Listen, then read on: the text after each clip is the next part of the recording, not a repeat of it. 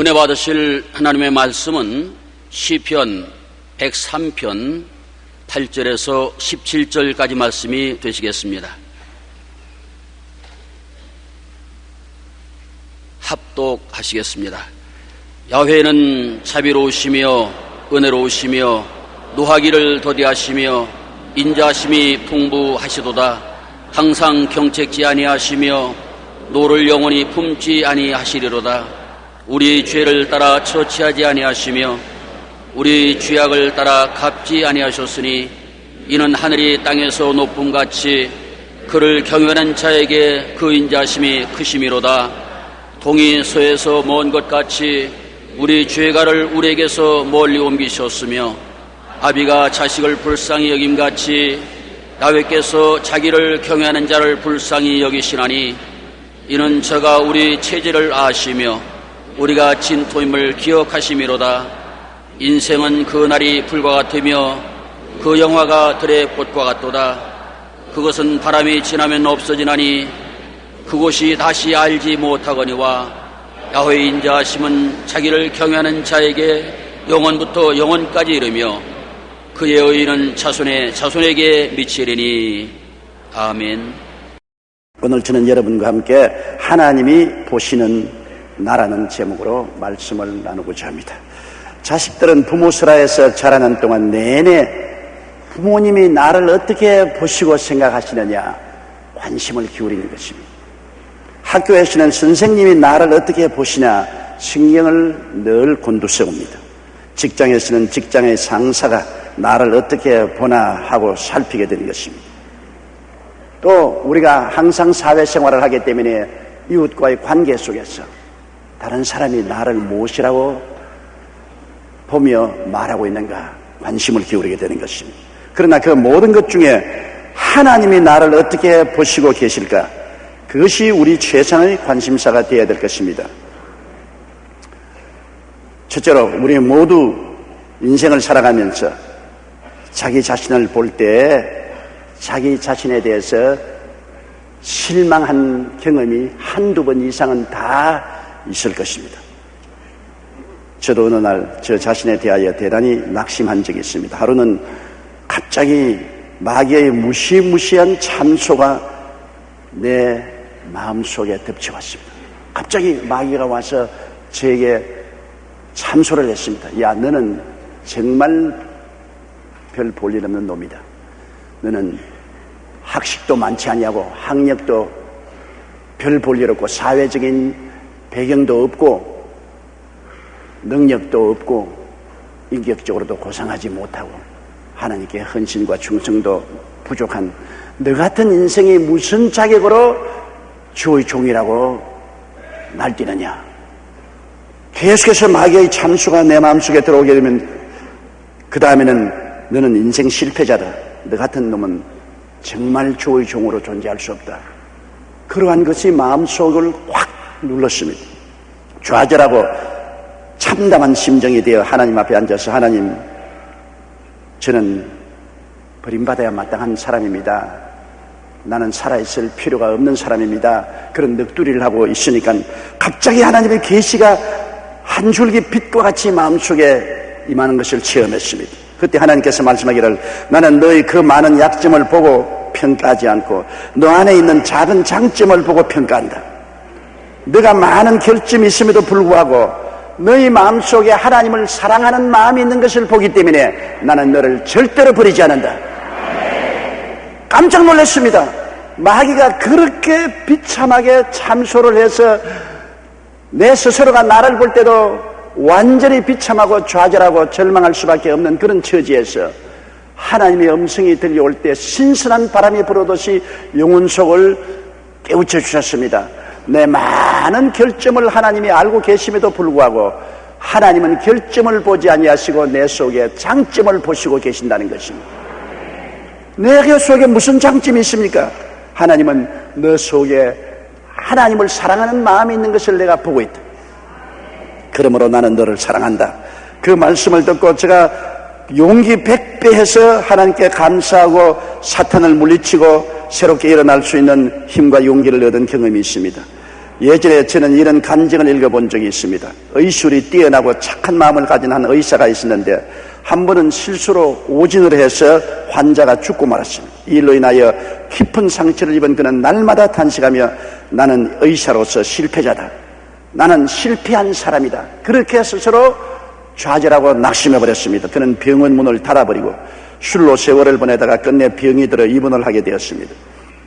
그는 의사들뿐 아니라 가족들과도 이야기하지 않았는데 하루는 병원을 돌며 신망하는 목사님이 그를 찾아가 전도하다가 그의 사정 이야기를 듣고 이렇게 말했습니다. 선생님, 당신은 수많은 환자들을 치료해 주셨지요? 그러면 수많은 사람 중에 한 사람 오진한 것은 한 부분에서 실패한 것이지 당신 자신 전체가 실패한 사람은 아닙니다. 당신은 훌륭한 의사입니다. 예수님 앞에서 나와 용서받고 다시 의사로서 자부심과 자신감을 가지고 일어나십시오. 하나님께서는 당신을 훌륭한 의사로 바라보고 계십니다. 그러니 결코 낙심하지 마십시오. 그를 위해 기도해 주었습니다. 기도가 끝난 다음 그는 눈물을 흘리며 물었습니다. 목사님, 저는 정말 실패자가 아닙니까? 하나님 앞에서 저는 실패자가 아니란 말이지요. 목사님은 다시 한번 말씀했습니다. 그렇습니다. 당신은 한 환자에게 실패했지 당신 전 인생이 실패자는 아닙니다. 하나님은 당신의 실패를 보지 아니하시고 훌륭한 의사로서의 인품을 보십니다. 격려를 해 주었습니다. 그때부터 그는 사람들과 웃으며 대화하기 시작했고 자신감을 회복하여 다시 환자들을 돌볼 수 있었다고 합니다. 우리는 때로 좌절하여 비참한 심정을 갖기도 합니다. 그러나 그 좌절케 하는 일만을 생각하여 낙심하면 절대로 안 됩니다.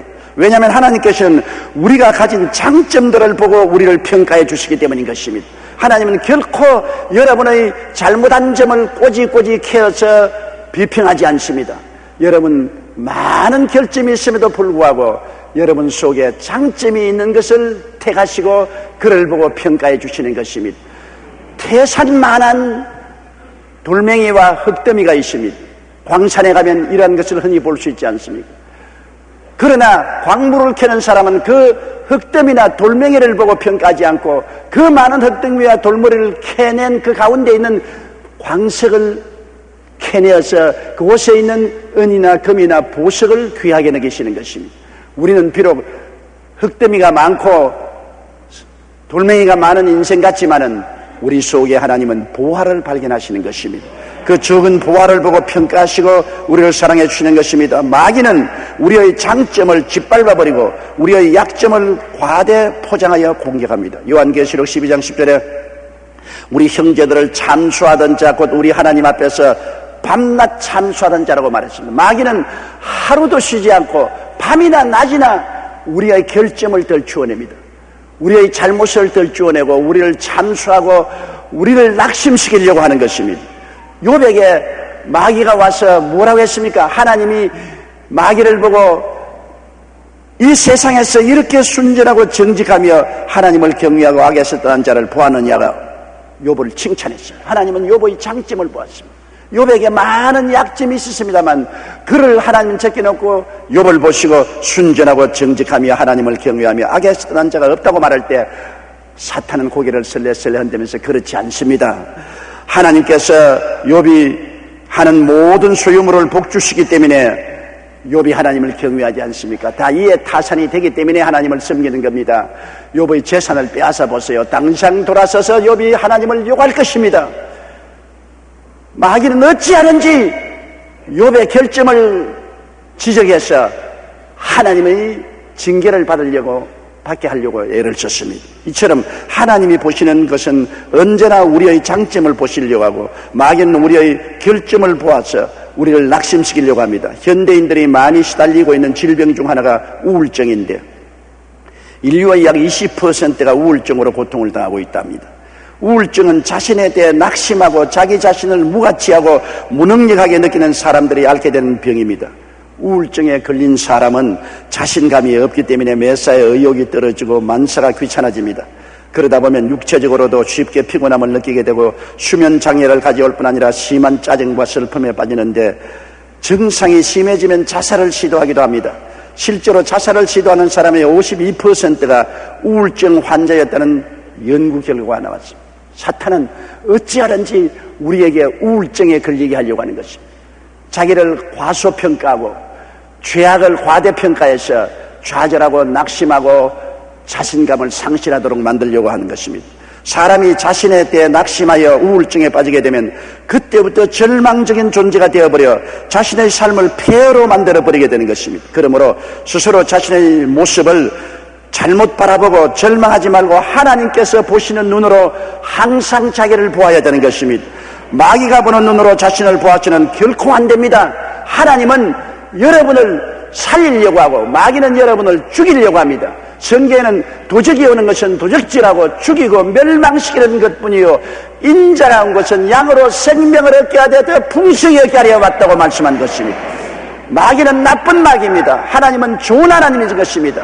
마귀는 우리 나쁜 점을 들추어내서 우리를 짓밟으려고 하지만은 하나님은 우리를 좋은 점을 발견해서 우리를 격려하고 높여주려고 하시는 것입니다. 야훼는 야곱의 허물을 보시지 않으신다고 말했습니다.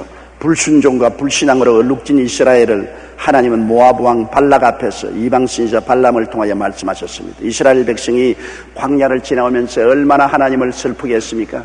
불순종, 불신앙, 반역으로 여러 번 하나님을 노하게 하셨습니다. 이스라엘이 가나안 땅 변경에 와서 모압을 침략하려고 할 때 모압 왕 발락이 너무나 겁이 났습니다. 이방인 선지자 발람을 청에다가 이스라엘을 저주해 달라고 했었습니다. 발람이 이스라엘을 저주하기 위해서 발락이 만든 제단 앞에 섰을 때 하나님의 성령이 이방 선지자 발람에게 임하여서 뭐라고 말한 줄 압니까? 그렇게 불순종과 불신앙으로 얼룩진 이스라엘을 하나님은 모압 왕 발락 앞에서 긍정적으로 말씀했습니다. 민수기 24장 18절로 24절에 발람이 노래를 지어 가로되 발락이여 일어나 들을지어다. 십보로의 아들이여 나를 자세히 들으라. 하나님은 인생이 아니시니 시근치 않으시고 인자가 아니시니 후회가 없으시도다. 어찌 그 말씀하신 바를 행치 않으시며 하신 말씀을 실행치 않으시랴. 내가 축복의 명을 받았으니 그가 하신 축복을 내가 돌이킬 수 없도다. 야훼는 야곱의 허물을 보지 아니하시며 이스라엘의 패역을 보지 아니하시는 도다라고 말하는 것입니다. 그렇게 허물이 많고 패역이 많지만은 하나님 앞에서는 원수 모압 왕 발람 앞에서 선지자 발락을 통하여 말씀하시기를 야훼는 야곱의 허물을 보지 아니하시며 이스라엘의 패역을 보지 아니하신다고 말씀한 것입니다. 하나님은 여러분의 허물을 보시려고 하지 않습니다. 여러분의 패역을 보시려고 하지 않습니다. 여러분 속에 그래도 하나님을 사랑하고 순종하려는 그 장점의 불씨를 보시고 그를 살리려고 하시는 것입니다. 마귀는 항상 여러분의 허물을 들추어내고 패역을 들추어내어서 파멸시키고 좌절시키려고 한다는 것을 잊지 말아야 될 것인 것입니다. 하나님은 우리를 긍휼히 여기신다는 것을 오늘 시편 말씀을 통해서 읽지 않았습니까? 다시 한번 들어보십시오. 시편 103편 8절로 17절입니다. 야훼는 자비로우시며 은혜로우시며 노하기를 더디하시며 인자하심이 풍부하시도다. 항상 경책지 아니하시며 노를 영원히 품지 아니하시리로다. 우리의 죄를 따라 처치하지 아니하시며 우리의 죄악을 따라 갚지 아니하셨으니 이는 하늘이 땅에서 높음같이 그를 경외하는 자에게 그 인자하심이 크심이로다. 동이 서에서 먼 것 같이 우리 죄가를 우리에게서 멀리 옮기셨으며 아비가 자식을 불쌍히 여김같이 야훼께서 자기를 경외하는 자를 불쌍히 여기시나니 이는 제가 우리의 체질을 아시며 우리가 진토임을 기억하심이로다. 인생은 그날이 풀과 같으며 그 영화가 들의 꽃과 같도다. 그것은 바람이 지나면 없어지나니 그것을 다시 알지 못하거니와 야훼의 인자하심은 자기를 경외하는 자에게 영원부터 영원까지 이르며 그 의인은 자손의 자손에 미치리니라고 말씀한 것입니다. 하나님이 우리에 대한 이 영광을 볼 때 우리는 감동하지 아니할 수 없습니다. 하나님은 우리를 자비와 긍휼의 눈으로 보신다는 것을 잊지 말게 되시기를 주의 이름으로 축원합니다. 마귀는 우리를 저주와 심판으로 보지만은 하나님은 우리를 긍휼과 자비로 보시는 하나님이신 것을 알고 하나님을 경외해야 될 것입니다. 둘째, 하나님은 우리를 사랑으로 보십니다. 하나님은 우리를 사랑으로 보시기 때문에 사랑은 항상 우리를 돌보아 주시는 것입니다. 내가 보잘것 없어도 나의 삶을 항상 돌보시는 하나님이라는 것을 알아야 되는 것입니다. 하나님이 어떻게 돌보십니까? 부모가 자식을 사랑하기 때문에 자식을 위해서 모든 것을 예비하시며 돌보지 않습니까? 성경에는 자식이 부모를 위해서 예비하는 것이 아니라 부모가 자식을 위해서 예비한다고 말하는 것입니다. 하나님께서는 성경에 아담을 위해서 천지와 만물을 예비하시고 상함도 해함도 없는 아름다운 에덴 동산을 예비하신 것을 알 수 있습니다. 아담을 지어놓고 너 인생은 너가 살아라, 이마에 땀을 흘리고 고생하며 살아라고 말씀하지 않으셨습니다. 아담을 지으시기 전에 하늘과 땅과 세계와 그 가운데 모든 것을 예비하시고 아름다운 에덴을 예비하셔서 아담이 평안하게 살 수 있도록 해주신 것이 하나님의 사랑이요 돌보심인 것입니다. 창세기 2장 8절에 야훼 하나님이 동방의 에덴의 동산을 창설하시고 그 지으신 사람을 거기 두셨다고 말한 것입니다. 사람들이 다 패역해서 하나님을 반역하고 사탄의 편이 되었을 때 하나님을 경외하는 노아와 그 8 식구를 위해서는 하나님께서 사랑으로 돌보셨습니다. 방주를 예비하여 주셨습니다. 홍수가 와서 땅을 음습할 때 거기에서 피할 수 있도록 방주를 예비하신 것입니다. 히브리서 11장 7절에 믿음으로 노아는 아직 보지 못하는 일에 경고하심을 받아 경외하심으로 방주를 예비하여 그 집을 구원하였으니 이로 말미암아 세상을 정죄하고 믿음을 쫓는 의의 후사가 되었느니라. 큰 심판, 홍수의 심판이 지구를 몰아쳤을 때 많은 하나님을 반역하고 거역하고 마귀를 따라가는 사람들이 홍수 심판으로 멸망받았을 때 하나님을 경외하고 따르는 노아와 그 8 식구를 위해서는 그를 피할 수 있는 방주를 예비하신 것입니다. 이것은 극히 상징적인 의미를 가지고 있습니다. 장차 하나님이 이 세상을 불로 심판하실 때 하나님을 경외하는 자들을 위해서는 새 하늘과 새 땅과 새 예루살렘으로 예비해 주신 것입니다. 예수 믿는 사람이 환난을 통할 것이라고 하는 사람도 있지만은 여러분, 예수 믿는 사람이 환난을 통하지 않을 것은 노아가 홍수 속에 음몰되지 아니하시고 방주를 예비해 주신 것처럼 하나님은 세상을 심판하실 때 주의 백성들이 피할 것을 예비해 주신 것입니다. 주께서 호령과 천사장의 고함과 하나님의 나팔로 친히 하늘로 쫓아 강림하시리니 주 안에서 죽은 자들이 먼저 일어나고 살아남은 자들이 다 변화되어 공중에서 피난처를 얻게 되는 것입니다. 하나님은 예비하시는 하나님, 돌보시는 하나님 것입니다. 야곱과 그 자손들을 위해서 애굽의 고센 땅을 예비하신 하나님, 창세기 45장 10절로 11절에 아버지의 아들들과 아버지의 손자들과 아버지의 양과 소와 모든 소유가 고센 땅에 있어서 나와 가깝게 하소서. 흉년이 아직 5해가 있으니 내가 거기서 아버지를 복양하리이다. 요셉을 먼저 애굽 땅에 보내어서 하나님은 그 아버지와 형제들을 복양하도록 예비해 놓으신 것입니다. 창세기 46장 3절로 4절에 애굽으로 내려가기를 두려워 말라. 내가 거기서 너로 큰 민족을 이루게 하리라. 내가 너와 함께 애굽으로 내려가겠고 정녕 너를 인도하여 다시 올라오게 할 것이라고 말씀한 것입니다.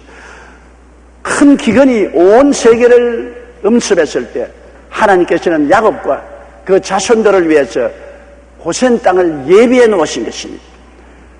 430년 동안 애굽에서 종살이했던 이스라엘 백성들을 위해서는 하나님이 다시 가나안 땅을 예비해 놓으시고 이스라엘을 모세를 통해서 인도해 내신 것입니다. 하나님은 사랑하시기 때문에 돌보시기 때문에 예비해 놓을 수밖에 없는 것입니다. 출애굽기 3장 8절에 내가 내려와서 그들을 애굽인의 손에서 건져내고 그들을 그 땅에서 인도하여 아름답고 광대한 땅, 젖과 꿀이 흐르는 땅, 곧 가나안 족속, 헷 족속, 아모리 족속, 브리스 족속, 히위 족속, 여부수 족속의 지방에 이르려 하노라. 출애굽기 23장 20절에 내가 사자를 내 앞에 보내어 길에서 너를 보호하여 너로 내가 예비한 곳에 이르게 하시리라. 사랑은 돌보고 예비하는 것입니다. 사랑한다고 하면서 돌보아 주지도 아니하고 예비하지 않는다면 그것은 입에 발린 사랑이요 실제적인 사랑이 아닌 것입니다. 우리 하나님은 세상을 이처럼 사랑했다고 했었습니다. 어떻게 해요? 세상 사람을 돌보시고 세상 사람을 구원하기 위해서 그 아들 예수 그리스도를 구주로 예비해 주신 것입니다. 구주 예수님을 예비하신 하나님은 얼마나 큰 사랑입니까? 마태복음 1장 23절에 보라 처녀가 잉태하여 아들을 낳을 것이요 그 이름은 임마누엘이라 하셨으니 이를 번정한즉 하나님이 우리와 함께 계시다 함이라고 말한 것입니다. 하나님이 세상을 이처럼 사랑하사 독생자를 주셨으니 이는 누구든지 저를 믿으면 멸망하지 않고 영생을 얻게 하리 함이라고 말씀하신 것입니다. 하나님께서는 우리를 사랑하시기 때문에 돌보시기 때문에 우리의 미래를 다 예비해 주신 것입니다. 우리는 지금 이 세상에서 수고하고 고생하고 살지만은 우리 하나님은 우리를 위해서 천국을 예비해 놓고 계시는 것입니다. 눈물과 근심과 탄식과 이별하는 것이나 고가는 것이나 앓는 것이 없는 영광스러운 곳을 이미 예비해 놓으신 것입니다. 요한복음 14장 2절로 3절에 예수께서 말씀하시기를 내가 너희를 위하여 처소를 예비하러 가노니 가서 너희를 위하여 처소를 예비하면 내가 다시 와서 너희를 내게로 영접하여 나 있는 곳에 너희도 있게 하리라고 말씀하셨습니다. 마태복음 25장 34절에 내 아버지께 복받은 자들이여 나와 창세로부터 너희를 위하여 예비된 나라를 상속하라고 말씀한 것입니다. 하나님의 사랑은 우리의 과거와 현재와 미래를 돌보시고 우리의 삶을 위해서 예비해 놓으신 하나님이신 것입니다. 하나님이 과연 나 같은 사람도 생각할까요? 나 같은 사람을 위해서도 예비할까요? 제가 이 강단에서 오늘 가만히 앉아서 찬송 부를 때 여러분을 내려다보고 있었습니다. 여러분은 여의도 순복음교회 75만 성도 중에 숫자적으로 한 사람에 불과합니다. 그런데 갑자기 하나님께서 말씀하시고 너 가만히 보라. 얼굴이 다 다르지? 내 속으로 다 다릅니다. 보아라. 얼굴이 다 다르지?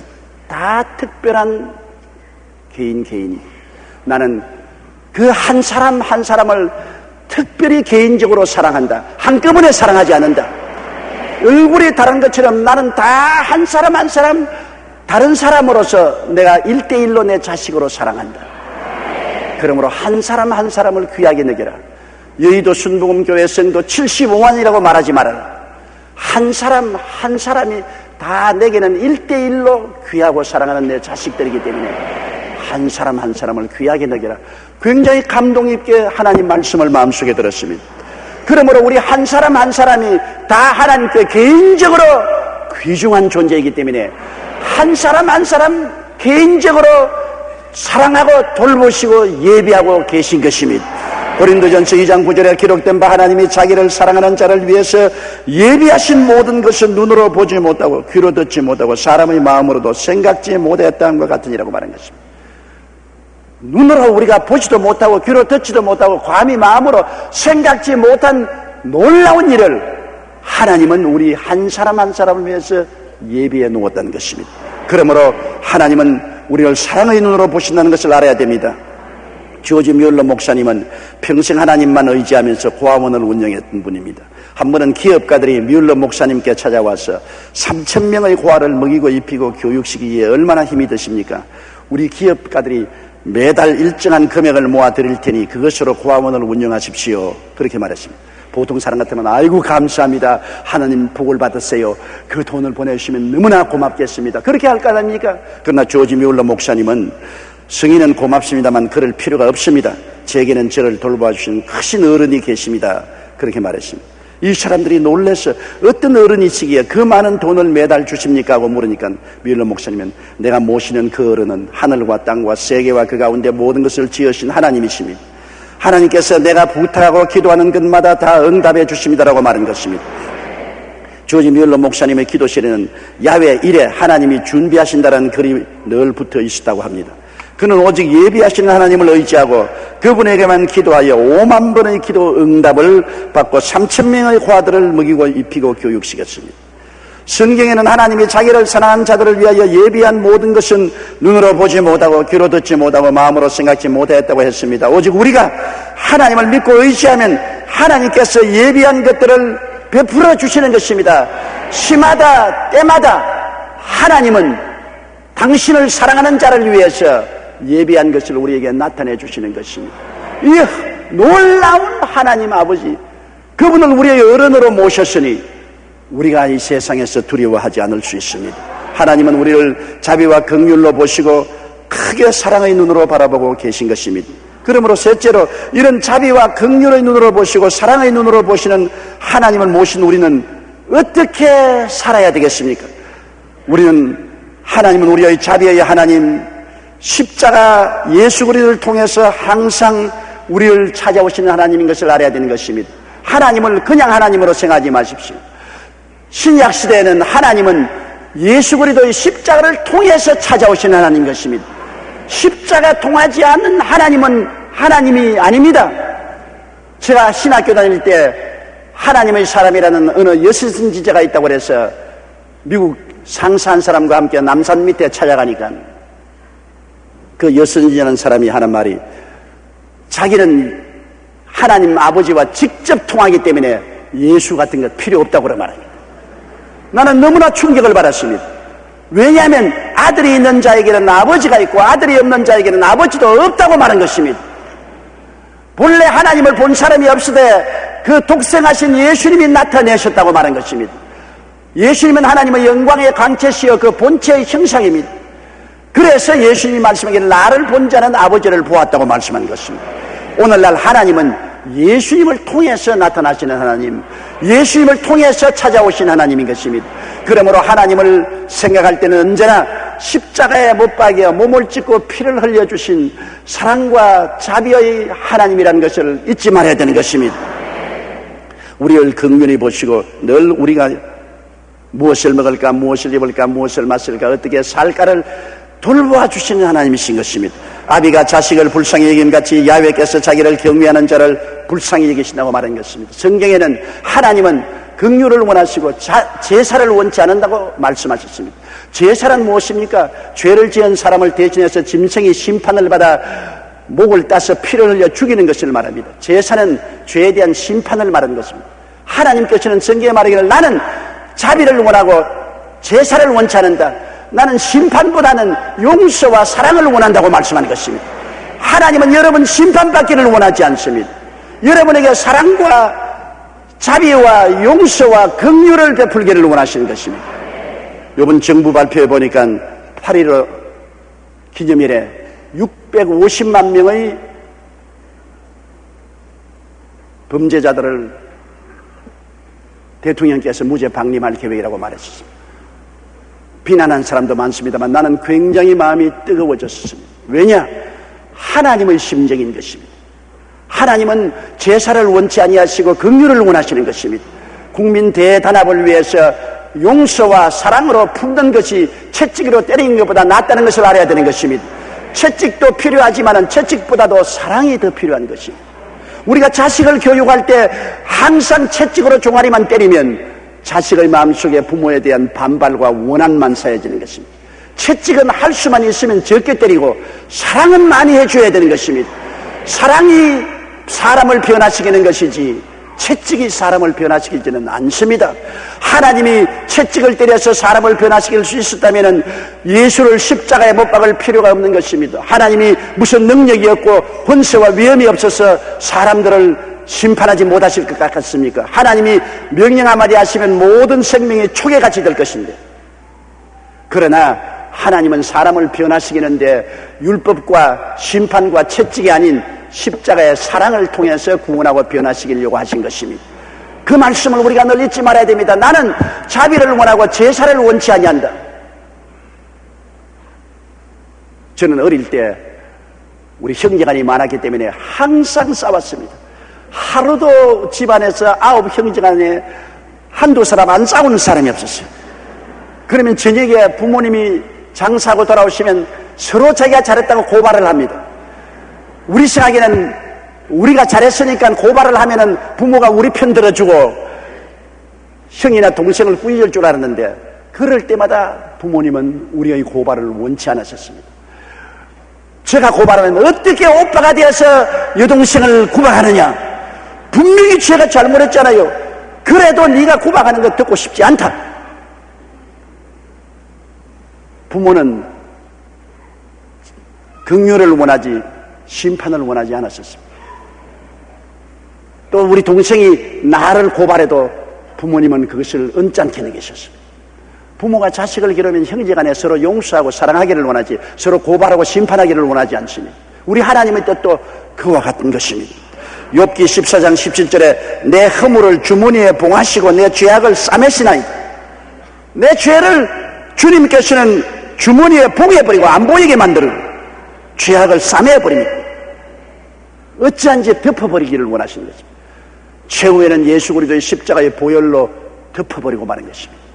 예수님이 보혈로 덮어서 씻어버리면 죄가 다시는 눈에 보이지 않게 되는 것입니다. 야고보서 5장 11절에 주는 가장 자비하시고 긍휼히 여기시는 자시라고 말씀하고 계신 것입니다. 그러므로 하나님은 자비의 하나님, 긍휼을 원하시고 제사를 원치 않는 하나님이라는 것을 알고, 우리도 우리의 이웃을 대할 때 하나님의 뜻을 쫓아 긍휼을 베풀고 제사를 요구하지 말게 되시기를 주의 이름으로 축원합니다. 그리고 이렇게 긍휼을 베푸시고 사랑으로 우리를 보시는 하나님 앞에 의심치 말고 하나님을 믿어야 되는 것입니다. 자꾸 하나님을 반은 믿고 반은 안 믿고 의심하고 불안에 뜨는 사람이 많습니다. 히브리서 11장 6절에 믿음이 없이는 기쁘시게 못하는 하나님께 나아가는 자는 반드시 그가 계신 것과 또한 그가 자기를 찾는 자들에게 상 주시는 이심을 믿어야 할지니라. 벌 주시는 이심을 믿으라는 말은 안 합니다. 상 주시는 이심을 믿어야 할지니라. 하나님은 어떠한 명분으로든지 상을 주시고 싶어 하는 것입니다. 벌을 주시기를 원치 않습니다. 조그마한 잘한 것만 있어라도 하나님은 상을 주시기를 원하시는 좋은 하나님이라는 것을 알아야 되는 것입니다. 야고보서 1장 6절에 오직 믿음으로 구하고 조금도 의심하지 말라. 의심하는 자는 마치 바람에 밀려 요동하는 바다 물결 같다고 하는 것입니다. 히브리서 10장 38절에 오직 나의 의인은 믿음으로 말미암아 살리라. 또한 뒤로 물러가면 내 마음이 저를 기뻐하지 아니하랴. 하나님이 세상을 이처럼 사랑하사 독생자까지 주셨는데 그 아들을 아끼지 않고 우리에게 주시니까 그 아들과 함께 무엇을 선물로 주지 않겠습니까? 사랑이 믿음을 가져옵니다. 미워할 때는 믿을 수가 없어요. 그러나 사랑하면 믿어야 되지 않습니까? 하나님의 사랑이 이처럼 나타나셨으니 그 아들 예수 그리스도 십자가를 바라보고 우리는 하나님을 믿어야 되는 것입니다. 눈에는 아무 증거 안 보이고 귀에는 아무 소리 안 들려도 하나님을 믿어야 되는 것입니다. 내 환경이 어렵고 고통스러워도 하나님을 사랑하는 자 곧 그 뜻대로 부르심을 입은 자들에게는 모든 것이 합동하여 선을 이룬다는 것을 믿어야 되는 것입니다. 하나님은 믿는 자를 사랑하시고 내 믿은 대로 될지어다고 말씀하는 것입니다. 할 수 있거든이 무슨 말이냐?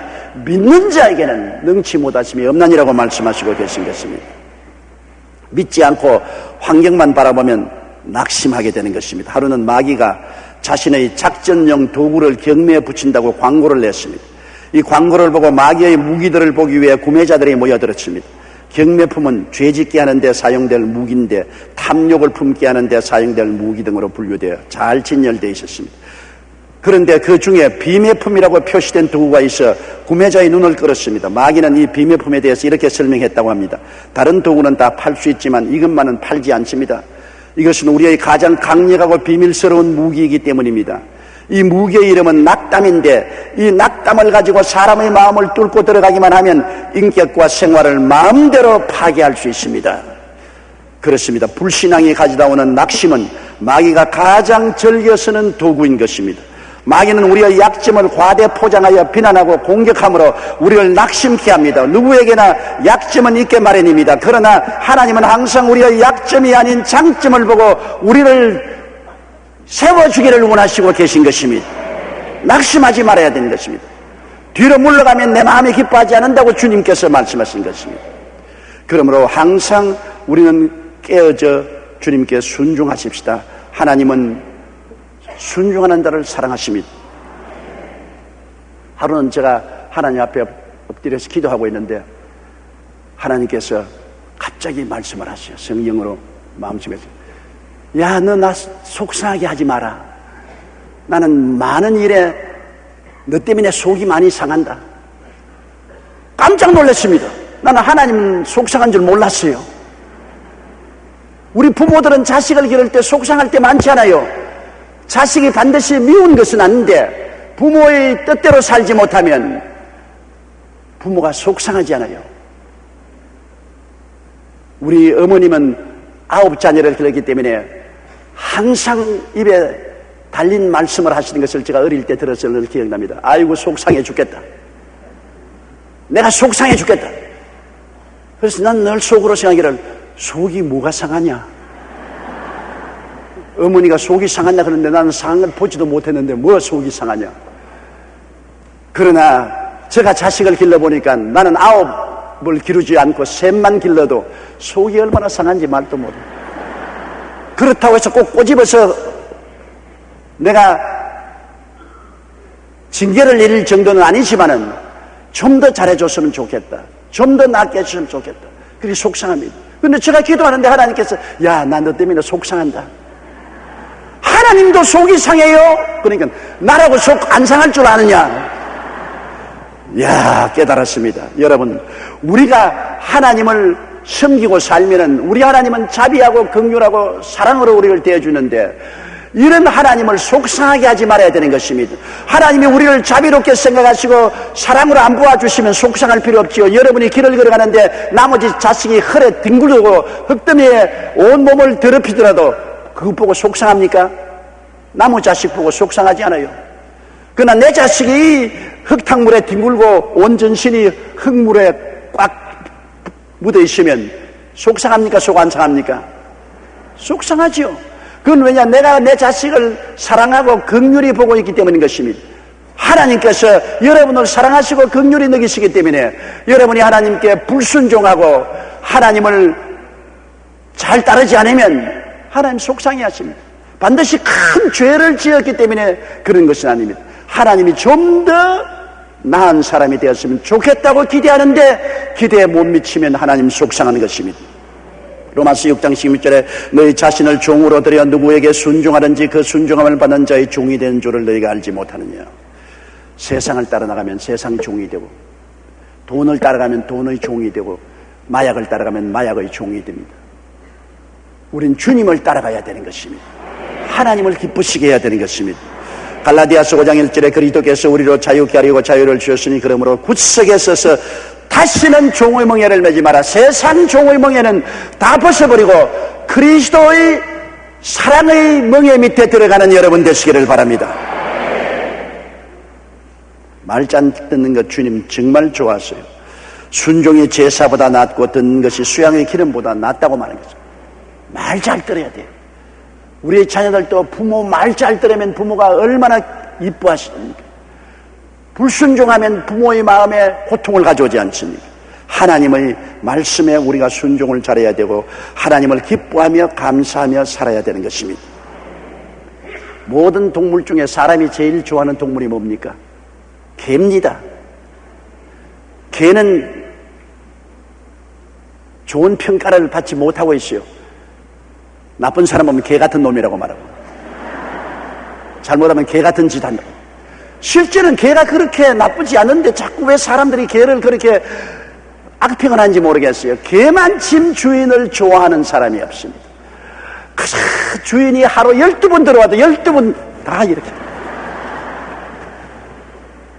주인이 훌륭한 사람이어도 좋아하고 주인이 도둑놈이라도 좋아하는 것입니다. 개만침 사람을 좋아하는 동물이 없습니다. 그렇기 때문에 내내 사람들은 개를 애완동물로 키우는 것입니다. 고양이같이 차고 냉정해서 야옹 하고서 못 본 채 합니다. 조금만 자기 귀에 거슬리면 싹 핥히죠. 돼지가 주인을 좋아합니까? 닭이 주인을 좋아합니까?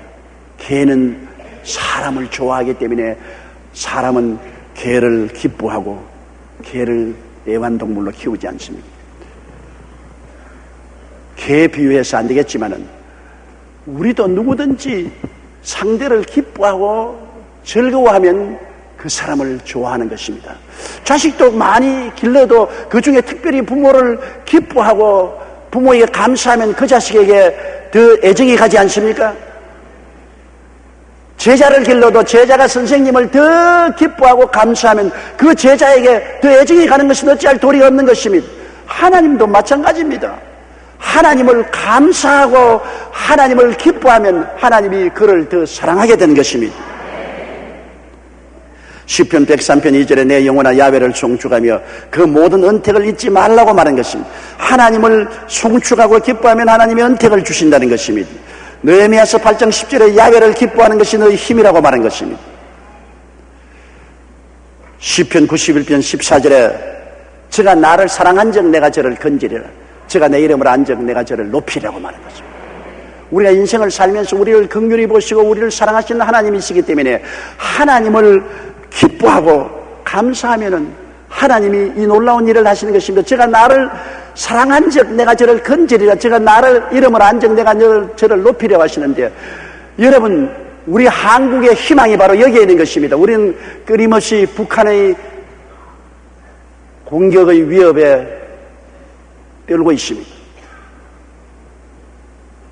미국과 중국과 소련과 일본 4대 강국에 둘러싸여 있는 우리는 북한의 위협과 공격에 우리는 늘 노출되어 있습니다. 그러나 우리가 하나 알 것은 우리 대한민국에 하나님을 사랑하는 백성들이 1200만이 있습니다. 하나님을 사랑하는 백성 1200만이 있으니 성경에 하나님이 제가 나를 사랑한 적 내가 저를 건지리라고 말씀한 거죠. 하나님의 손길로 건지시면 사람이 막지 못합니다. 육자회담이 우리를 건져주는 것은 아닙니다. 우리가 어떻게 북한을 달리기 위해서 전기를 보내주고 쌀을 보내주고 비료를 보내주고 그런 것이 우리 한국을 건지지는 않습니다. 그거는 우리가 북한이 우리 동포이기 때문에 사랑을 베푸는 것입니다. 우리를 건져줄 자는 하나님인 것입니다. 하나님이 문을 열면 닫을 자가 없고 닫으면 열 자가 없는 것입니다. 하나님께서 제가 나를 사랑한 적 내가 저를 건지려고 했으므로 우리 국민이 더 많이 하나님을 믿고 사랑하면 이것이 우리에게 안전보장이 되어주는 것입니다. 그리고 하나님의 이름을 아멘 하나님이 높여주시다 했는데, 여러분, 우리가 이 극동아시아에서 하나님을 알고 섬기면 하나님이 우리를 높여주는 것입니다. 중국보다도 일본보다도 소련보다도 그 다 여러 나라보다도 하나님이 우리를 높여주실 것입니다. 높이는 것이 동이나 서이나 남에서 오지 않고 하나님께로부터 오는 것입니다. 그러므로 우리가 하나님을 섬긴다는 것이 얼마나 중요합니까? 개인적으로, 가정적으로, 국가적으로 하나님을 사랑하고 기뻐하고 감사를 드린다는 것은 우리의 삶과 직결된 것입니다. 제가 나를 사랑한 적 내가 저를 건지리라. 제가 내 이름을 안 적 내가 저를 높여주겠다고 말씀합니다. 역사적으로 이것이 사실로 증명된 것을 우리는 잘 알고 있는 것입니다. 이러므로 우리는 항상 하나님을 기뻐하며 감사하며 살게 되시기를 주의 이름으로 축원합니다. 노르웨이 속담에 감사하는 마음에는 사탄이 씨를 뿌릴 수 없다는 말이 있습니다. 전에 내려오는 이야기에 의하면 이 속담은 이렇게 시작되었다고 합니다. 한 번은 사탄이 지구에 내려와서 노르웨이에 창고를 하나 지었습니다. 그 창고에는 사탄이 즐겨 뿌리는 각종 씨앗들이 가득했습니다. 사탄은 이 창고에서 미움의 씨, 슬픔의 씨, 불평의 씨, 원망의 씨 등을 꺼내 이 마을 저 마을에 가서 뿌렸습니다. 그런데 어느 마을이든지 마귀가 씨앗을 뿌리면 삭이 잘나고 번성하여 온 마을이 지옥처럼 변해버리는 것입니다. 그런데 이상하게도 한 마을에서만은 아무리 씨앗을 뿌려도 삭이 나질 않습니다. 어쩌다 삭이 나도 곧 썩어버리고 죽어버렸습니다. 이 마을은 바로 기쁨의 마을이었습니다. 이 마을에 사는 사람들은 어떤 절망적인 상황에서도 기쁨 가운데 감사했기 때문에 사탄의 씨앗들이 삭틀 수가 없었다는 것입니다. 그래서 노르웨이에 감사하는 마음에는 사탄이 씨를 뿌릴 수 없다는 속담이 생기게 되었다고 말하는 것입니다. 그렇습니다. 오직 하나님을 기뻐하며 감사할 때 우리는 마귀의 공격으로부터 자유로울 수가 있는 것입니다. 마귀가 아무리 미움, 분노, 시기, 질투, 슬픔, 좌절의 씨앗을 뿌리더라도 하나님께 감사하고 기뻐하는 사람의 마음속에는 그 씨가 다 말라버리고 마는 것입니다. 삶은 빨리 지나갑니다. 삶 속에 귀중한 것도 다 꿈 같고 지나가고 나면 헛된 것밖에 없습니다. 오직 예수님 우리 구주와 하나님 아버지 외에는 다 나를 떠날 것입니다. 하나님만이 영원히 나를 자비와 긍휼로 보시고 대하여 주시고 영원히 나를 큰 사랑으로 바라보시고 품에 안아 주시는 것입니다. 하나님 아버지의 사랑과 예수 그리스도의 은혜, 그것만이 우리에게 영원히 남을 것입니다. 이러므로 사람이 나를 어떻게 보느냐, 부모가 나를 어떻게 보느냐, 선생이 나를 어떻게 보느냐, 상사가 나를 어떻게 보느냐, 이웃이 나를 어떻게 보느냐, 이것도 중요하지만 가장 중요한 것은 하나님께서 어떻게 나를 보시고 계신 것을 항상 마음에 올바르게 알아야만 된다는 것입니다. 하나님은 예수 그리스도의 십자가를 통해서 여러분을 자비와 긍휼로 보시며 여러분을 사랑으로 보시며 돌보시고 예비하시는 좋으신 하나님이라는 것을 늘 마음에 익히 알게 되시기를 주의 이름으로 축원합니다. 다 같이 고개 숙여 기도드리겠습니다. 사랑이 많으신 우리 아버지 하나님, 우리의 인생은 그 날이 풀과 같으며 우리의 영화는 들의 꽃과 같습니다. 바람이 지나가면 다 없어지고 맙니다. 그러나 하나님의 인자하심은 하나님을 경외하는 자에게 영원부터 영원까지 이르며 그 의인은 자자손손에 이른다고 말씀하셨습니다. 하나님 아버지여, 우리의 잘못을 보지 아니하시고 우리에게 장점을 들추어내어서 우리를 격려해 주시고 상 주시기를 원하시는 하나님 감사합니다. 언제나 사탄의 참소를 이기고 하나님의 은혜 속에 우리는 쑥쑥신앙이 자라게 도와주시옵시고 하나님을 사랑하고 하나님을 높이며 순종하고 믿고 의지하며 살게 하여 주시옵소서. 예수님 이름으로 기도드립니다. 아멘.